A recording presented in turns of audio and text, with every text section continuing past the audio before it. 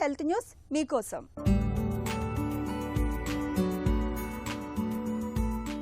వ్యాయామం శారీరక మానసిక ఆరోగ్యానికి మేలు చేకూరుస్తుందని తెలిసి నిర్లక్ష్యం చేస్తుంటాం.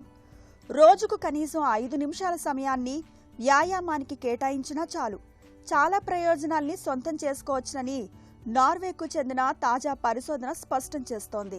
వేగంగా నడవడం, మెట్లు ఎక్కడం, సైకిల్ తొక్కడం, బట్టలు ఉతుక్కోవడం వంటి శారీరక శ్రమను రోజుకు కనీసం 5 నిమిషాల పాటు చేసినా ప్రతి 10 అకాల మరణాల్లో ఒకదాన్ని నివారించవచ్చునని తాజా అధ్యయనం పేర్కొంటోంది.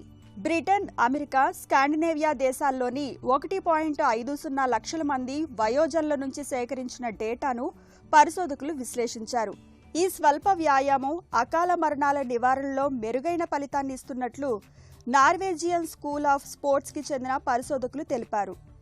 జిమ్కు వెళ్లడానికి లేదా క్రీడల క్లబ్లో చేరడానికి ఇబ్బంది పడేవారు కూడా తమ జీవితంలో మరింత కదలికలను జోడించడం ద్వారా ప్రయోజనం పొందుతారని ఈ అధ్యయనం రుజువు చేసింది.